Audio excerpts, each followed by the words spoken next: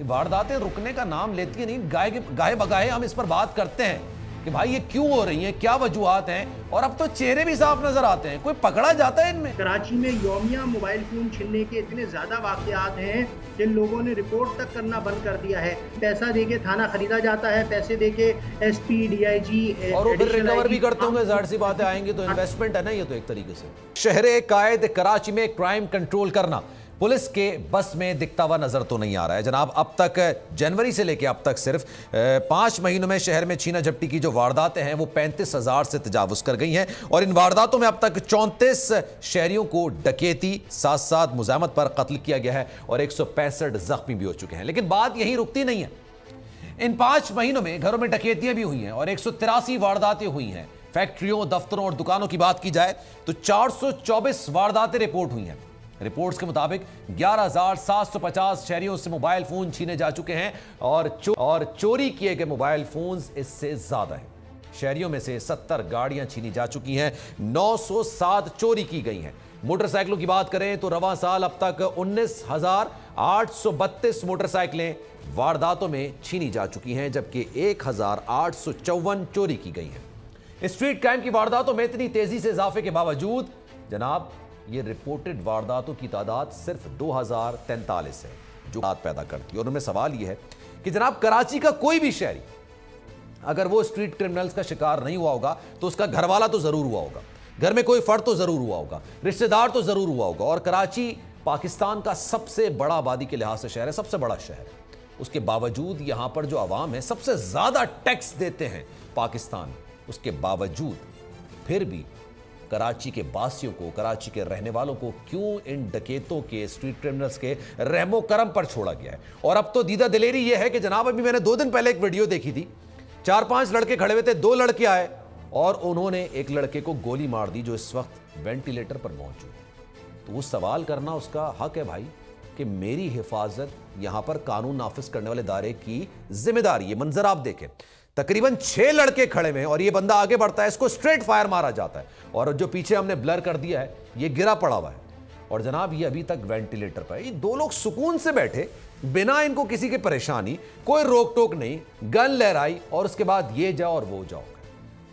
कई हम बातें करते हैं, कई हम सवालात उठाते हैं, लेकिन उसके बाद सब कुछ खत्म हो जाता है। शोएब बर्नी साहब इस वक्त हमारे साथ मौजूद हैं, डिप्टी ब्यूरो चीफ हैं। शोएब साहब ये बताइएगा, ये वारदातें रुकने का नाम लेती है नहीं, गाहे बगाहे हम इस पर बात करते हैं कि भाई ये क्यों हो रही हैं, क्या वजूहात हैं, और अब तो चेहरे भी साफ नजर आते हैं। कोई पकड़ा जाता है इनमें?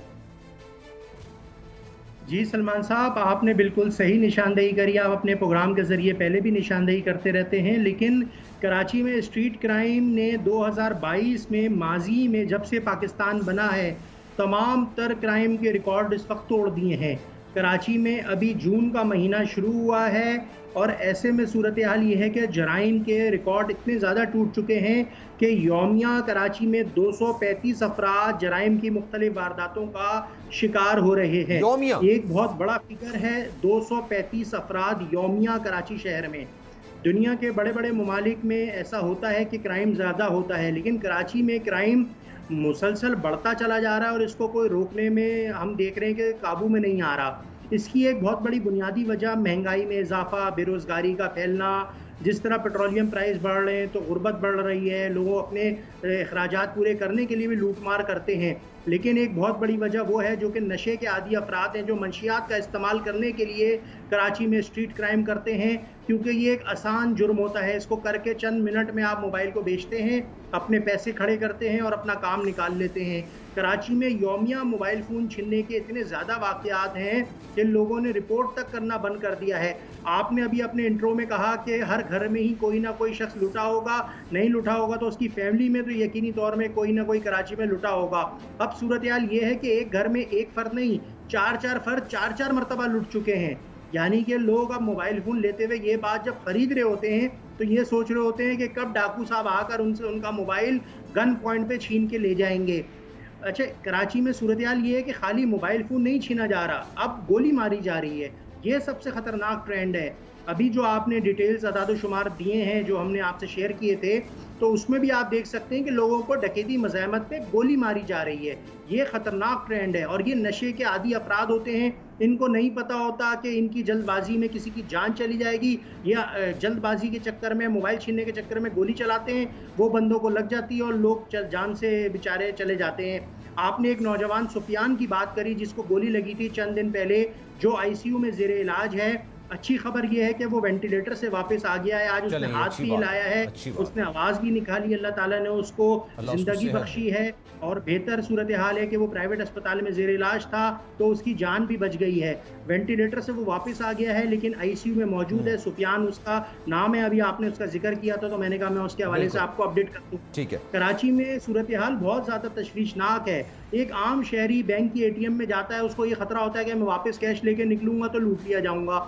आप बैंक से पैसे लेके, कैश लेके निकलते हैं, आपकी मुखबरी हो जाती है कि आपके पास ज़्यादा पैसे हैं, आप घर तक नहीं पहुंचते, 3-4 डकैत आते हैं, आपको लूट के ले जाते हैं। कराची में आपको कोई बड़ी ट्रांजैक्शन करनी हो, कैश की ट्रांजैक्शन करनी हो, आपको खौफ होता है कि मैं अगर किसी सिक्योरिटी गार्ड का सहारा लेकिन लूंगा, ये तो कतल कलामी की माफी, अतर मतीन साहब का जब वाकया हुआ था उसके बाद से हमने देखा था कि पुलिस काफी ज्यादा हरकत में आई थी और वो वजह भी ये थी जनाब, वो मामला काफी ज्यादा उठा था, मीडिया के बंदे थे, बड़े अच्छे इंसान थे, नफीस इंसान थे। तो जनाब ये बार बार वाकयात होते हैं, फिर पुलिस हरकत में आती है, उसके बाद जब मीडिया दूसरी चीजों में लग जाता है तो क्या वो भी भूल जाते हैं कि भाई हमने भी, हमारी भी जिम्मेदारी है, हमने ही करना है, हम नहीं करेंगे तो कौन करेगा ये? जी बिल्कुल सलमान साहब, आपने सही पॉइंटेशन करी। जैसे अतर मतीन साहब का जब वाकया हुआ तो उसके बाद मीडिया पे हाइप मची, तमाम टीवी चैनल्स की स्क्रीन एक ही चीज़ बोल रही थी कि कराची में क्राइम बढ़ गया, क्राइम बढ़ गया। लेकिन फिर जिस तरह पॉलिटिकल मामला, डेवलपमेंट आगे आई, गवर्नमेंट आई गई, तो उसमें ये क्राइम की खबर चलना कम होती है। जैसे ही क्राइम की खबर चलना मीडिया में कम होती है, अखबारों में छपना कम होती है, तो पुलिस की तवज्जो भी क्राइम को रोकने के बजाय अपना ज़ाती माल बनाने में लग जाती है, क्योंकि जब क्रिमिनल ज़्यादा होते हैं तो उनको माल भी ज़्यादा मिलता है। अच्छा। अब कराची का कोई थाना बगैर रिश्वत लिए नहीं चलता। कराची का कोई पुलिस अफसर, जो भी कराची के पुलिस अफसरान हैं, उनकी जो पोस्टिंग्स होती हैं उसमें पैसा की बोलचाल होती है, यानी पैसा देके थाना खरीदा जाता है, पैसे देके एसपी, डीआईजी और वो फिर रिकवर भी करते होंगे, जाहिर सी बात है, आएंगे तो इन्वेस्टमेंट है ना ये तो एक तरीके से। बिल्कुल बिल्कुल, आप देखें ना, एक थाने का एसएचओ आपको लगना है 70-80 लाख रुपए आपको लगाने पड़ेंगे। आपको किसी जिले का एसएसपी लगना है, जो इजला है पुलिस के, तो आपको 8 करोड़ 6 करोड़ रुपए लगाने पड़ेंगे। आपको कराची का किसी जोन का डीआईजी लगना है तो आपको 12 से 14 करोड़ रुपए लगाने पड़ेंगे। तो आप अपनी जेब से थोड़ी कोई लगाएंगे, आप तो इन्वेस्टमेंट करेंगे ना। अगर आप 10 करोड़ लगाकर 15 करोड़ नहीं कमा सके तो आप, और ये पैसे जाते कहाँ हैं, किसके पास जाते हैं ये जो करोड़ रुपए लग के ओहदे लिए जा रहे हैं? देखें, ये तो नीचे से ऊपर तक पूरी बंदरबांट है ना। ये तो अगर एक नीचे हेड मोरर आपसे, जब आप थाने में अपने मोबाइल की रिपोर्ट करवाने जाएं कि मुझसे चोरी हो गया, या आपको करेक्टर सर्टिफिकेट चाहिए, या आपको किराएदार को किरायानामे का सर्टिफिकेट पे सिर्फ साइन चाहिए और थाने की स्टैम्प चाहिए, तो वो आपसे कहेगा 2000 रुपए दे दें जनाब। अगर आपको करेक्टर सर्टिफिकेट चाहिए बैरून मुल्क जाने का तो आप 10,000 रुपए दे दें। तो इस तरह से थाने चल रहे हैं। थानों के पास अपना बजट नहीं में जनाब तमाम लोग ही एक ही तरह के हैं और इसी वजह से सारे मामला चल रहे हैं। शोएब बर्नी साहब हमारे साथ मौजूद है, बहुत शुक्रिया आपका। लेकिन अफसोस के साथ पूरे पाकिस्तान में सबसे ज्यादा टैक्स शहर कायद कराची से इकट्ठा होता है, सबसे ज्यादा टैक्स कराची देता है। कराची पाकिस्तान का सबसे बड़ा शहर है, मेट्रोपॉलिटन शहर है, तमाम जबान बोलने वाले लोग यहां पर रहते हैं, लेकिन यहां के जो लोग हैं वो डाकुओं के रहमो करम पर रह रहे हैं। किसी भी घर में शायद कोई ऐसा शख्स नहीं होगा जिसके साथ अनहोनी वारदात न हो जाए। और जैसा कि शोएब कह रहे थे कि अब ये ट्रेंड चल रहा है कि अगर आप मुज़ाहमत करते हैं या मुज़ाहमत करने की कोशिश करते हैं तो सामने वाला आपको गोली मारते हुए दरेग नहीं करता है। इसको रोकना पड़ेगा, इसको रोकना चाहिए, क्योंकि हम सब का हक है आज़ादी के साथ रहें, आज़ादी के साथ जिएं, और ये स्ट्रीट क्रिमिनल्स के खिलाफ एक ऑपरेशन होना चाहिए। सलमान मिर्ज़ा को दीजिए इजाज़त।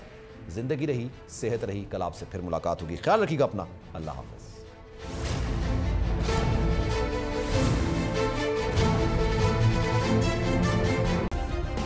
सब्सक्राइब करें और बेल दबाएं ताकि कोई खबर रह न जाए।